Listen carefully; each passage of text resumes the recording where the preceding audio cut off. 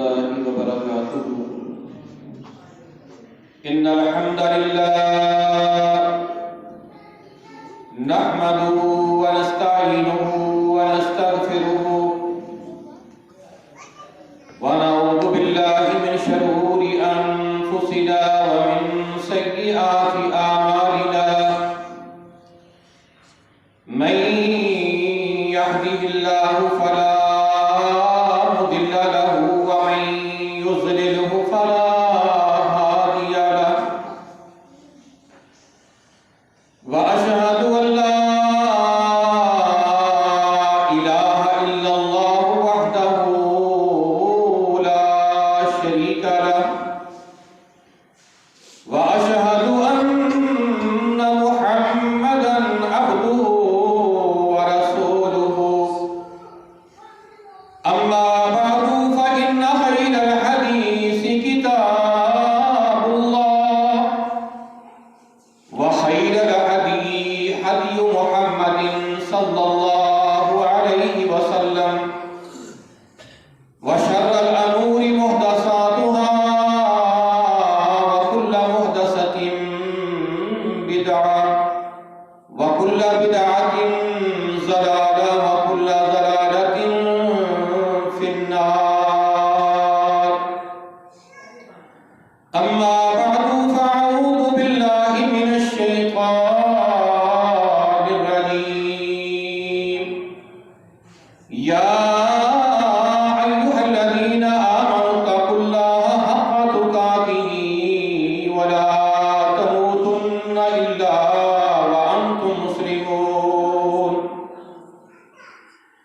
يا أيها الناس اتقوا ربكم الذي خلقكم من نفس واحدة وخلق منها زوجها وبث منهما رجالا كثيرا ونساء واتقوا الله الذي تساءلون به والأرحام إن الله كان عليكم رقيبا يا أيها الذين آمنوا اتقوا الله وقولوا قولا سديدا يصلح لكم أعمالكم ويغفر لكم ذنوبكم ومن يطع الله ورسوله فقد فاز فوزا عظيما وإذ يمكر بك الذين كفروا ليثبتوك أو يقتلوك أو يخرجوك ويمكرون ويمكر الله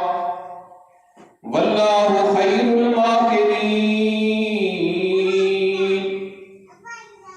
وَإِذْ يَمْكُرُ بِكَ الَّذِينَ كَفَرُوا اس وقت کو یاد کرو اے میرے پیارے پیغمبر علیہ السلام جب وہ لوگ آپ کے بارے میں مکر کر رہے تھے لِيُثْبِتُوكَ أَوْ يَقْتُلُوكَ کہ وہ آپ کو بند کر دیں یا آپ کو قتل کر دیں أَوْ يُخْرِجُوكَ یا آپ کو جلا وطن کر دیں وَيَمْكُرُونَ وَيَمْكُرُ اللَّهُ وہ مکر کر رہے تھے اللہ تعالیٰ تدبیر کر رہا تھا وَاللَّهُ خَيْرُ الْمَاكِرِينَ اور اللہ تعالیٰ بہترین تدبیر کرنے والا ہے صدق اللہ العظیم وصدق رسولہ النبی الکریم نحن علی ذلک من الشاہدین والشاکرین والحمد للہ رب العالمین ہر قسم کی حمد و ثنا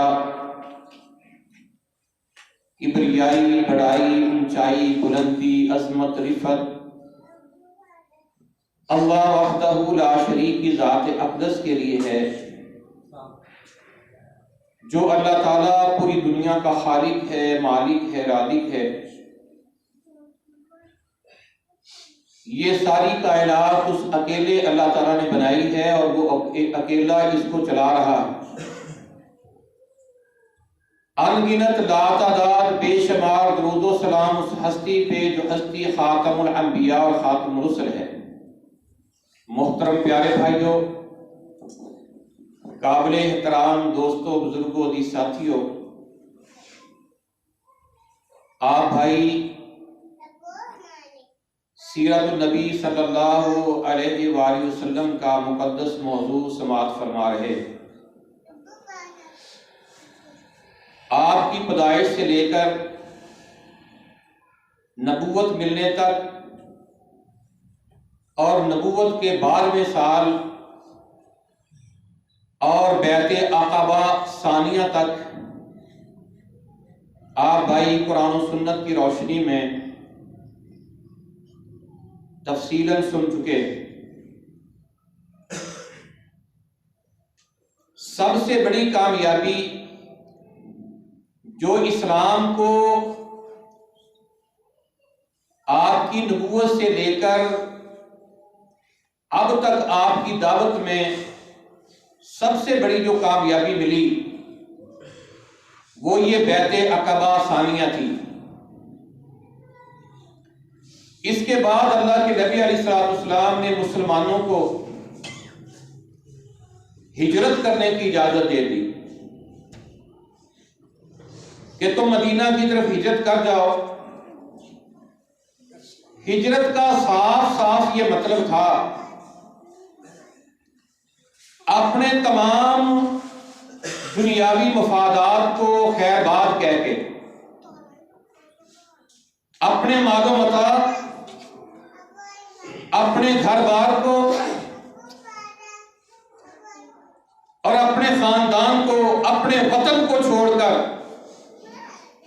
اپنی جان اور اپنا ایمان لے کر یہاں سے چلے جاؤ۔ اجازت ملنے پر مسلمانوں نے ہجرت کرنا شروع کر دی۔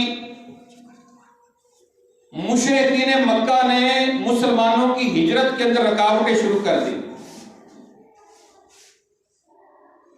2-3 نمونے آپ کے سامنے میں بیان کرتا ہوں۔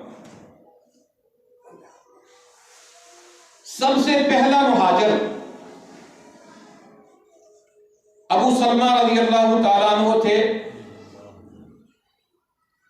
انہوں نے اپنی بیوی ام سلمہ رضی اللہ تعالیٰ عنہا کو اپنے ساتھ لیا اور ایک ان کا چھوٹا سا دودھ پیتا بچہ تھا۔ اونٹنی پہ سوار ہو گئے، ابھی مکہ سے باہر ہی نکلے تھے تو خاندان کے لوگ آ گئے۔ بیٹی والوں نے اپنی بیٹی پکڑ لی، اس کو کہاں لے کر جا رہے ہو؟ یہ ہماری بیٹی ہے۔ ابو سلمہ رضی اللہ تعالی عنہ کے خاندان والوں نے وہ بچہ پکڑ لیا، یہ ہماری نسل ہے۔ جب انہوں نے بچہ پکڑا تو بیٹی کے خاندان والوں نے بھی اس کو بچے کو پکڑ لیا کہ یہ ہماری بیٹی کا بچہ ہے۔ دونوں اب بچے کو اپنی طرف کھینچ رہے ہیں، بچے کا بازو نکل گیا۔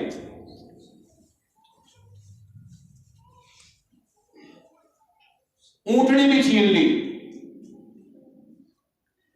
بیٹی والے بیٹی لے کر چلے گئے، ابو سلمہ کے خاندان والے بچہ اور اونٹنی لے کر چلے گئے۔ اکیلے ابو سلمہ رضی اللہ تعالیٰ عنہ یہ 300 میل کا سفر پیدل چل کر مدینہ پہنچے۔ جس جگہ پر اس چھوٹے سے خاندان کا شرازہ بکھرا، ام سلمہ روزانہ صبح وہاں آ کر بیٹھ جاتی، سارا دن روتی رہتی۔ جب کافی شام ہو جاتی تو پھر اپنے گھر میں آتی، نہ کچھ کھا رہی ہے، نہ کچھ پی رہی ہے، نہ کسی سے بات کرتی ہے، آنکھوں سے آنسو جاری ہیں۔ کافی دیر خاندان والوں نے اس کو سمجھایا، انتظار کیا، لیکن اس کا معمول یہی ہے۔ آخر انہوں نے کہا کہ جاؤ تو بھی چلی جاؤ۔ بچہ اس کو دے دیا، اونٹنی دے دی۔ اکیلی ام سلمہ رضی اللہ تعالیٰ عنہا یہ سفر کر رہی۔ راستے میں ان کے خاندان کا ایک شخص ملا، اس نے یہ معاملت کی کہ ان کی اونٹنی کو مہار پکڑ کر یہ قبا تک ان کو لے گئے۔ وہاں جا کر کہنے لگے اس بستی میں تیرا خاوند ابو سلمہ ہے رضی اللہ تعالیٰ عنہ، وہاں چلی جا، اور واپس آ گئے۔ اس طرح مسلمان چھپ چھپا کے ہجرتیں کر رہے ہیں۔ حضرت صہیب رضی اللہ تعالیٰ عنہ نے ہجرت کا ارادہ کیا، قریش مکہ نے پکڑ لیا اور کہا جب تو ہمارے پاس آیا تھا تیرے پاس کچھ نہیں تھا، یہاں آ کر تو نے تجارت کی، یہ سارا مال و متاع تو نے یہاں آ کر بنایا ہے، آج تو بڑا امیر ہو گیا ہے، تو کیا یہ چاہتا ہے کہ اپنا مال لے کر چلا جائے گا؟ کہا اگر میں کچھ بھی نہ لے کر جاؤں اور خالی ہاتھ چلا جاؤں تو پھر جانے دو گے؟ کہہ لے گے ہاں ٹھیک ہے، یہ مال ہمارے حوالے کرو اور اکیلے چلے جاؤ۔ یہ اکیلے مدینہ کی طرف روانہ ہوئے۔ کسی نے آ کر اللہ کے نبی علیہ الصلوۃ والسلام کے پاس یہ بات بیان کی تو آپ کی زبان مبارک سے نکلا، صہیب تو نے بہت فائدے کا سودا کر لیا۔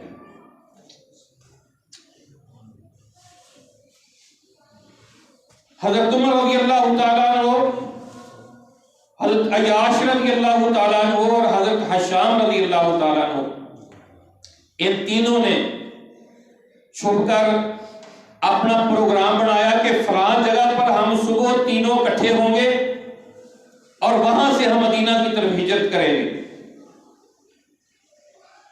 تو طے شدہ جگہ کے مطابق اور وقت کے مطابق حضرت عمر اور حضرت عیاش تو وہاں پہنچ گئے، لیکن حشام رضی اللہ تعالیٰ عنہ ان کے ہاتھ آ گئے، انہوں نے پکڑ کر ان کی مشکیں کس کر قید کر دیا۔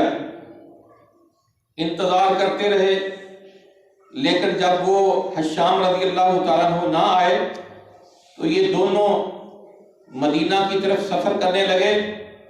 یہ قباء کے قریب پہنچے تھے تو پیچھے سے ابو جہل اور اس کا بھائی یہ دونوں پہنچ گئے۔ عیاش اور ابو جہل کی ماں ایک تھی، انہوں نے جا کر کہا تیری ماں دھوپ میں بیٹھی ہوئی ہے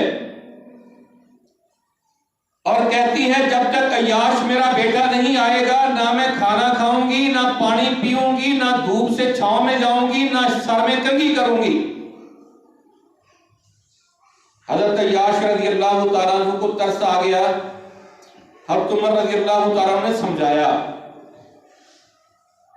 کہ اب رہنے دو، جب سر میں جوئیں پڑ جائیں گی تو کنگھی خود بخود کر لے گی، دھوپ تڑپائے گی تو چھاؤں میں ہو جائے گی، پیاس بھوک لگے گی کھا پی لے گی۔ کہنے لگے کہ نہیں، میں اپنی امی کو جا کر سمجھا کے آتا ہوں۔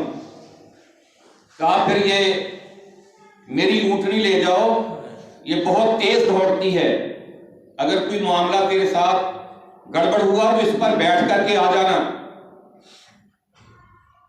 واپس جا رہے تو راستے میں ابو جہل کہنے لگا یار میرا اونٹ تھک گیا ہے، مجھے بھی اپنی اونٹنی پہ سوار کر لو۔ کہا چلو ٹھیک ہے، اونٹنی کو نیچے بٹھایا تو ان دونوں نے حضرت عیاش رضی اللہ تعالیٰ کو پکڑا اور پکڑ کر ان کی مشکیں کسی اور ان کو باندھ لیا اور مارتے ہوئے مکہ لے کر گیا، اور مکہ والوں کو کہا جو ہجرت کر رہے ہیں ان کا یہ حشر کرو، یہ حال کرو جو ہم نے کیا ہے۔ میرے بھائیو، اس طرح کے واقعات بہت سارے ہیں جو ان کے ساتھ پیش آئے۔ خیر، مسلمان چھپ چھپا کر ہجرتیں کرتے رہے، باقی وہ رہ گئے جو چند ایک مسلمان گھروں کے اندر جن کو قید کیا ہوا تھا، باندھا ہوا تھا۔ اللہ کے نبی علیہ الصلوۃ والسلام، ابو بکر صدیق رضی اللہ تعالیٰ عنہ اور حضرت علی رضی اللہ تعالیٰ عنہ یہ باقی رہ گئے۔ جب مشرکین مکہ نے یہ دیکھا کہ ان کے ساتھی تو سارے ہجرت کر کے چلے گئے، مدینہ پہنچ گئے، اب ان کو یہ فکر لاحق ہوئی کہ اگر یہ بھی مدینہ چلے گئے، وہاں جا کر انہوں نے اپنی دعوت شروع کر دی، یہ ایک مضبوط قوت بن جائے گی، یہ ہمارے ساتھ لڑائی کے لیے کھڑے ہو جائیں گے، تو ایسا کرتے ہیں کہ اس کام کو بالکل تمام کر دیا جائے، قصہ ہی ختم کر دیا جائے۔ مشرکین مکہ نے بیعت عقبہ کبریٰ، بیعت عقبہ ثانیہ کے 2.5 مہینے بعد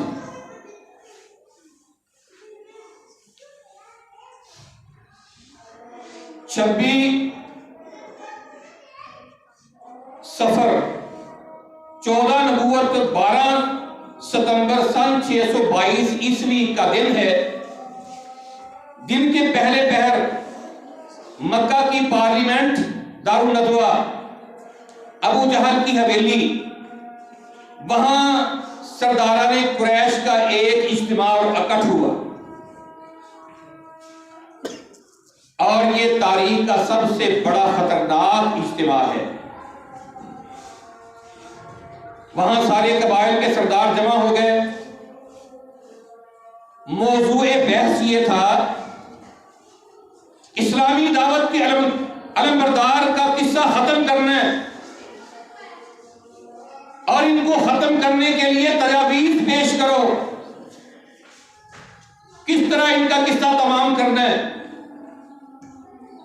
تاکہ جب قیادت نہیں رہے گی، دعوت نہیں رہے گی، منتشر ہو جائیں گے، یہ معاملہ ان کا ختم ہو جائے گا۔ سارے سردار وہاں اکٹھے ہو گئے۔ ابھی بات شروع ہونے والی تھی تو کسی نے آ کر ابو جہل کی حویلی کا دروازہ کھٹکھٹایا۔ دیکھا تو باہر ایک جبہ کبا اور پگڑ باندھے ہوئے بڑا شیخ کھڑا ہے۔ جی آپ کون؟ کہنے لگا کہ میں نجد سے آیا ہوں، وہاں کا سردار ہوں، مجھے پتا چلا تھا آج تمہاری ایک مخصوص میٹنگ ہے، تو میں بھی اس میٹنگ میں شامل ہونے کے لیے آیا ہوں۔ ابو جہل کی اجازت سے وہ بھی اندر آ کر بیٹھ گیا۔ بات شروع ہوئی۔ ابو الاسود، یہ اپنے قبیلے کا سردار، سب سے پہلے یہ بولا، کہنے لگا کہ میرا پروگرام یہ ہے، میری رائے یہ ہے کہ ان کو پکڑو اور دور کسی علاقے میں چھوڑ آؤ، جلا وطن کر دو۔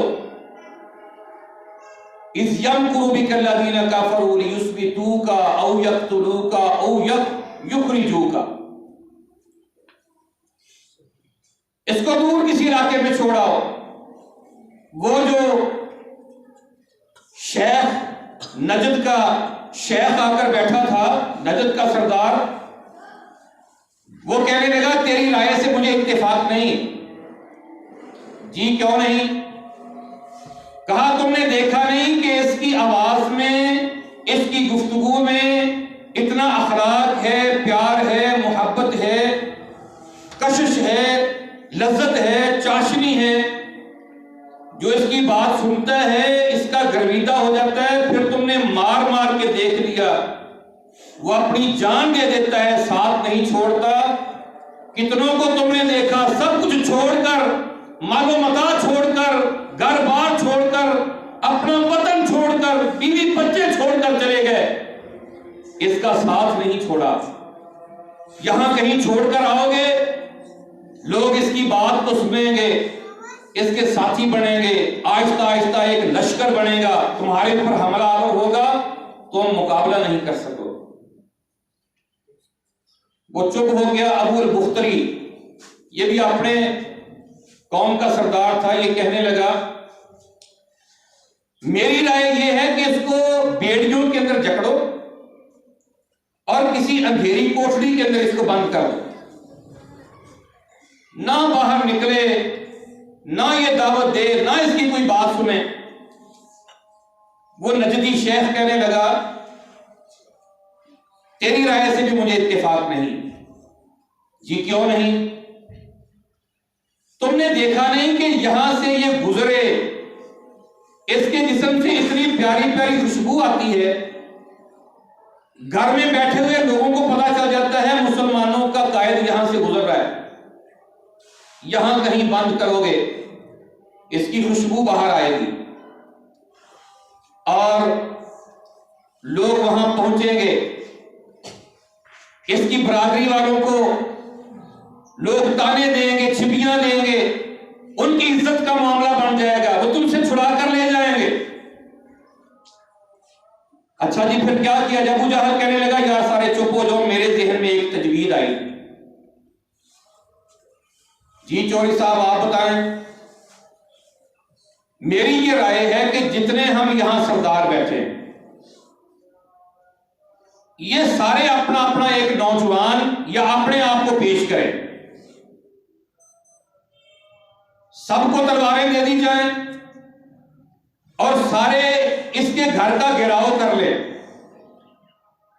اور رات تہجد کے وقت جب اپنے گھر سے یہ نکل کر بیت اللہ کی طرف جاتے ہیں، نعوذ باللہ سارے کے سارے یک بارگی حملہ کر دیں اور اس کا کام تمام کر دیں۔ سارے قبیلے مل کر اس کا خون بہا ادا کر دیں گے، کسی پہ قتل نہیں پڑے گا۔ اذ یمکر بک الذین کفروا لیثبتوک او یقتلوک او یخرجوک ویمکرون ویمکر اللہ واللہ خیر الماکرین۔ اے میرے پیارے حبیب اس وقت کو یاد کرو جب یہ کافر آپ کے لیے پلاننگ کر رہے تھے، میٹنگ کر رہے تھے، کوئی کہتا تھا اس کو جلا وطن کر دو، کوئی کہتا تھا اس کو جکڑ کر کہیں بند کر دو، کوئی کہتا تھا اس کو قتل کر دو۔ وہ اپنے مکر کر رہے تھے، اللہ آسمانوں پہ تدبیر کر رہا تھا، اللہ بہترین تدبیر کرنے والا ہے۔ اللہ تعالیٰ نے جبرائیل علیہ السلام کو بھیج دیا، انہوں نے آ کر آپ کو ان کی یہ خفیہ ساری میٹنگ کے بارے میں بتا دیا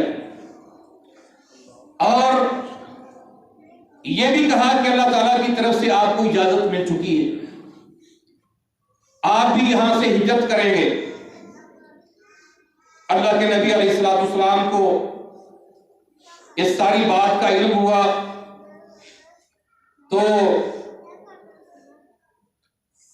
آپ نے حضرت علی رضی اللہ تعالیٰ عنہ کے ذمہ لگایا کہ تم نے رات کو میرے بستر پہ سونا ہے، میری چادر اوڑھ کر، اور میرے چلے جانے کے بعد یہ امانتیں ہیں لوگوں کی، ان کے سپرد کر دینی ہیں، اور بعد میں آپ نے بھی ہجرت کر کے ہمارے پاس وہاں مدینہ پہنچ جانا ہے۔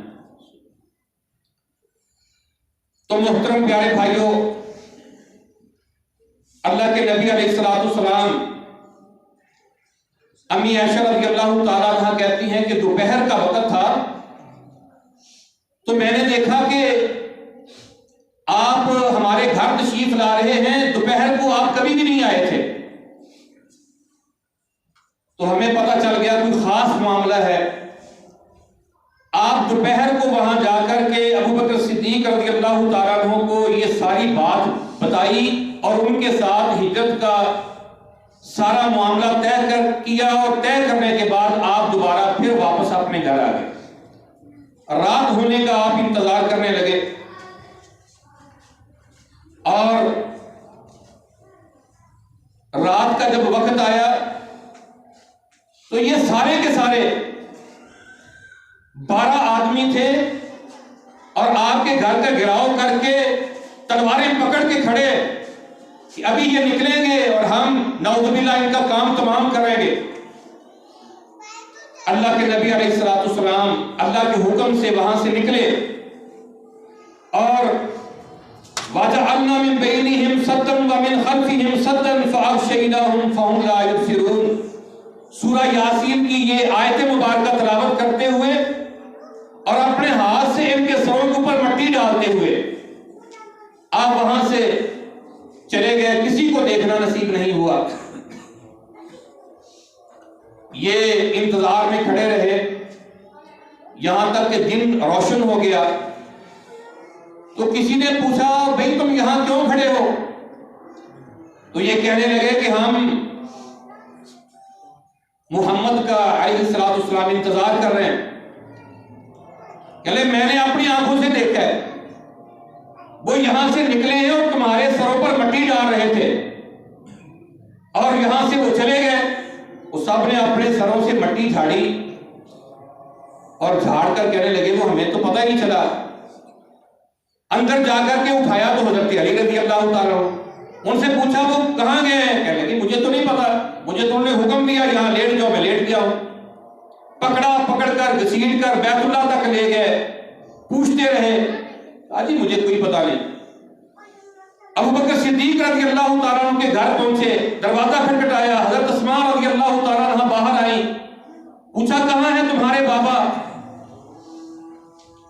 کہا جی مجھے تو نہیں پتا۔ ابو جہل لعین نے ان کے چہرے پہ تھپڑ مارا، ان کی بالی نیچے گر گئی۔ کہا مجھے کوئی پتا نہیں کہ وہاں کہاں گئے ہیں، یہاں سے چلے گئے۔ اللہ کے نبی علیہ السلام نے ابو بکر صدیق رضی اللہ تعالیٰ عنہ کو اپنے ساتھ لیا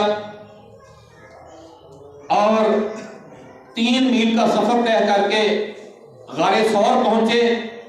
راستہ بڑا پرکھٹن ہے، بڑا دشوار ہے۔ حضرت بکر صدیق رضی اللہ تعالیٰ عنہ نے اپنے قدموں پر اٹھا کر اللہ کے نبی صلی اللہ علیہ وسلم کو اوپر غار تک لے کر کے باہر کہا آپ یہاں تشریف رکھیں، میں پہلے غار کو اندر سے دیکھ کر آؤں۔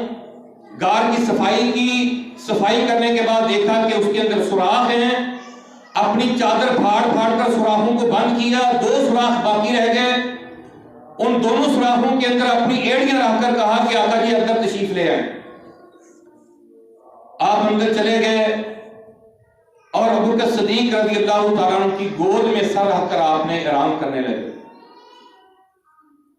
اور سوراخ میں سے ایک کالے ناگ نے ڈسنا شروع کیا، لیکن اپنی ٹانگ کو حرکت نہیں دے رہے کہ اللہ کے نبی صلی اللہ علیہ وسلم کے آرام میں خلل آئے گا، لیکن درد مسلسل ہو رہا ہے، شدت کا ہو رہا ہے، یہاں تک کہ آنکھوں سے آنسو جاری ہو گئے۔ آنسو آقا علیہ السلام کے چہرے مبارک پہ گرے، آپ کی آنکھ کھلی۔ کہا ابو بکر کیا بات ہے؟ کہا آقا جی میری ایڑی کے اوپر کوئی چیز ڈس رہی ہے۔ ایڑی پیچھے کی تو سام تو بھاگ گیا، ایڑی کے اوپر آپ نے اپنا لواب دہن لگایا۔ ابو بکر صدیق رضی اللہ تعالیٰ عنہ کہتے ہیں کہ مجھے یوں محسوس ہوا جس طرح مجھے کبھی تکلیف نہیں ہوئی۔ ادھر جب ابو جہل کو پتا چلا کہ وہ تو ہمارے ہاتھ سے چھوٹ کے نکل گئے، اس نے اعلان کر دیا جو ان دونوں کو زندہ یا قتل ہونے کی حالت میں لے کر کے آئے گا، ایک ایک کے بدلے میں 100 اونٹ دوں گا۔ لوگوں نے تلاش کرنا اور بھاگنا شروع کر دیا، یہاں تک کہ لوگ غار کے دھانے کے اوپر پہنچ گئے۔ ابو بکر صدیق رضی اللہ تعالیٰ عنہ دیکھ رہے ہیں، ان کے پاؤں نظر آ رہے ہیں، تو کہنے لگے آقا جی اگر انہوں نے نیچے دیکھ لیا تو ہم نظر آ جائیں گے۔ آپ نے فرمایا ما ظنک یا ابا بکر باثنین اللہ ثالثھما، اے ابو بکر تیرا ان دونوں کے بارے میں کیا خیال ہے کہ جن کے ساتھ تیسرا ان کا اللہ ہے؟ لا تحزن ان اللہ معنا، غم نہ کیجئے اللہ ہمارے ساتھ ہے۔ غم دوسرے کے بارے میں ہوتا ہے، ڈر اپنے بارے میں ہوتا ہے۔ ابو بکر صدیق رضی اللہ تعالیٰ عنہ کو اپنا ڈر نہیں تھا کہ مجھے کیا ہوگا، آقا علیہ السلام کا غم تھا کہ آپ کو کوئی تکلیف نہ آ جائے۔ ان کو دیکھنا نصیب نہیں ہوا، وہ چلے گئے۔ اللہ کے نبی علیہ السلام وہاں موجود ہیں، 3 راتیں آپ وہاں رہے۔ ابو بکر صدیق رضی اللہ تعالیٰ عنہ کا بیٹا عبداللہ وہ رات یہاں گزارتا، عشاء کے بعد وہاں پہنچتا، رات یہاں گزارتا اور صبح ہونے سے پہلے واپس آ جاتا اور سارا دن یہاں رہتا، لوگوں کی CID لیتا کہ کیا ہو رہا ہے، کیا کر رہے ہیں، رات کو جا کر پھر آپ کو رپورٹ دیتا۔ ابو بکر صدیق رضی اللہ تعالیٰ عنہ کا غلام عامر بن فہیرہ یہ بکریاں چراتے چراتے وہاں پہنچتا، دودھ دھو کر اللہ کے نبی صلی اللہ علیہ وسلم کو، ابو بکر صدیق رضی اللہ عنہ کو دودھ پلاتا اور پھر رات اندھیرے کے اندر وہاں سے واپس آتا۔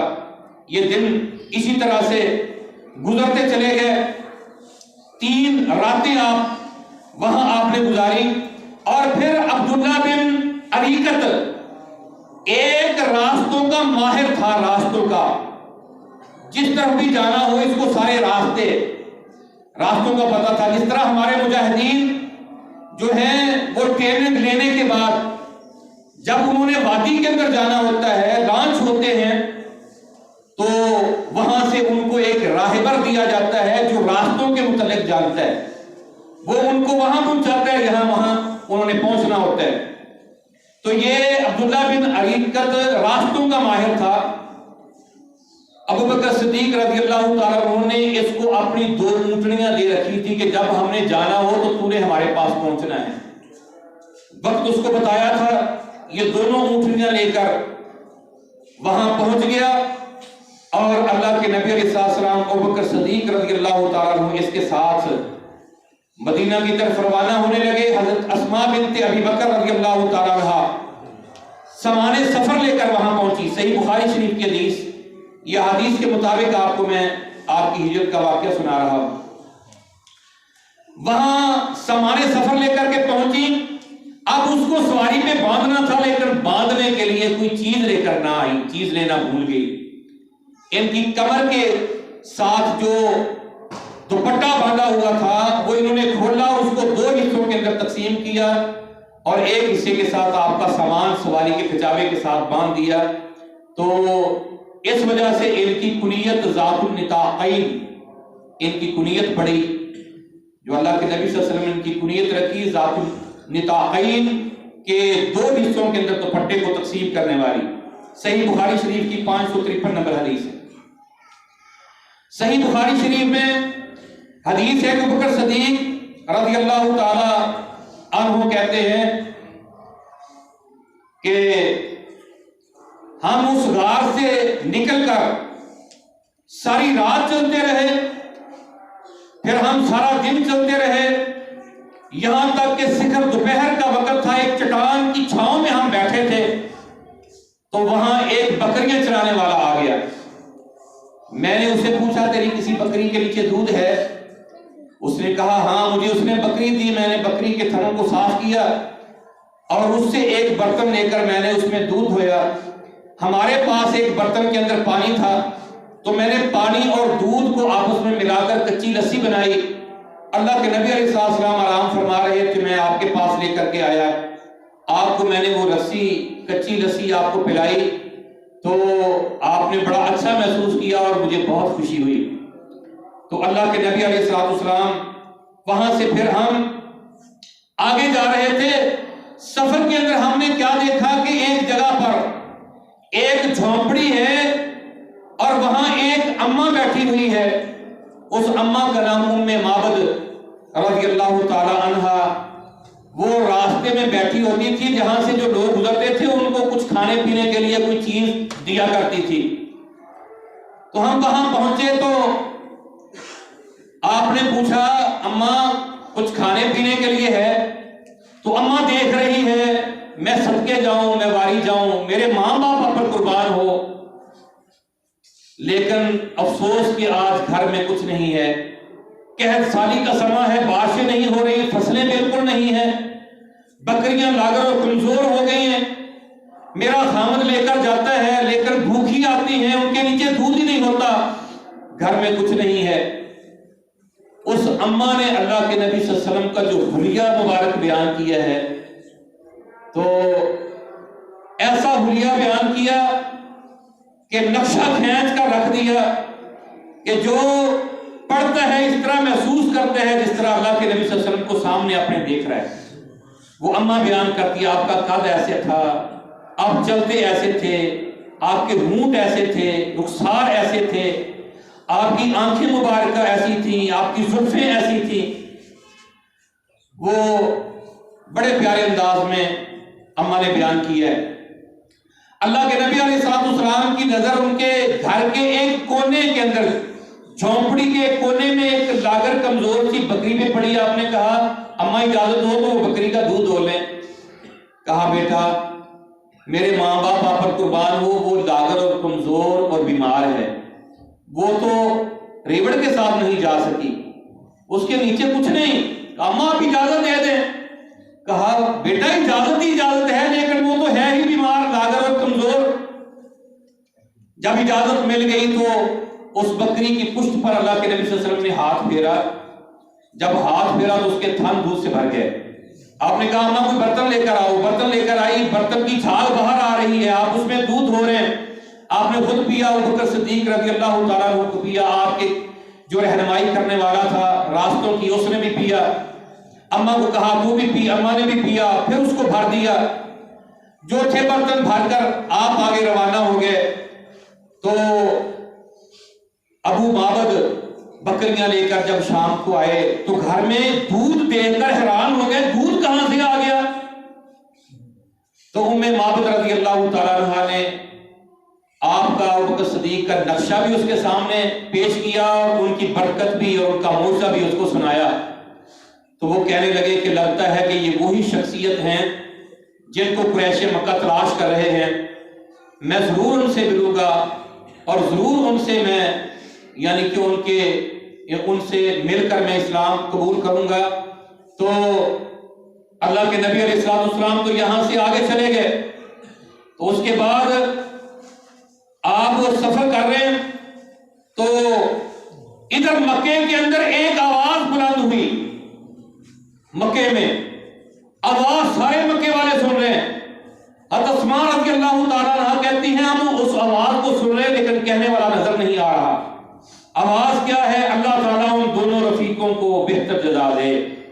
جو ام معبد کے خیمے میں اترے وہ دونوں خیر کے ساتھ اترے, خیر کے ساتھ روانہ ہوئے. جو محمد کا ساتھی ہوا وہ کامیاب ہو گیا. بنو کعب کے لوگوں, اس خاتون کی قیام گاہ اور مومنین کی مہمان نوازی تمہیں مبارک ہو. تم اپنی خاتون سے جا کر اس بکری کا حال پوچھو, وہ تمہیں بتائے گی. اگر نہیں تو اس بکری سے پوچھ لینا, بکری بول کر تمہیں بتائے گی. یہ آواز شیروں کے اندر, یہ شیروں کا ترجمہ ہے, یہ آواز آ رہی تھی. تو یہ ایک جن کی آواز تھی, جن کی. حضرت اسماء رضی اللہ تعالیٰ عنہ کہتی وہ جن کی آواز لگاتے ہوئے وہ تو چلا گیا. لوگ آواز کے پیچھے پیچھے بھاگے لیکن کسی کو وہ نظر نہ آیا. لیکن ہمیں پھر پہلے پتہ نہیں تھا کہ آپ نے کس طرف کا سفر کیا ہے. اس آواز کو سن کر ہمیں ام معبد کی جھونپڑی کا پتہ تھا کہ وہ مدینہ کے راستے میں ہے. ہمیں پتہ چل گیا کہ آقا مدینہ کی طرف تشریف لے کر کے گئے. پھر آپ جو ہیں وہ قباء پہنچے. کچھ دن آپ نے قباء کے اندر قیام کیا اور وہاں آپ نے اسلام کی سب سے پہلی مسجد قباء بنائی جس کے اندر 2 رکعتیں پڑھنے کا ثواب مکمل عمرے کے برابر ہے.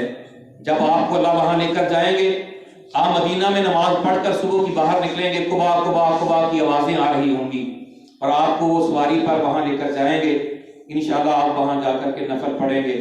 اس کے بعد آپ قباء سے پھر مدینہ کی طرف جاتے ہیں اور آپ کا استقبال کیسے ہوتا ہے اور وہاں پھر آپ مدینہ کے اندر جا کر کے کیا کرتے ہیں, انشاءاللہ یہ آئندہ خود پر.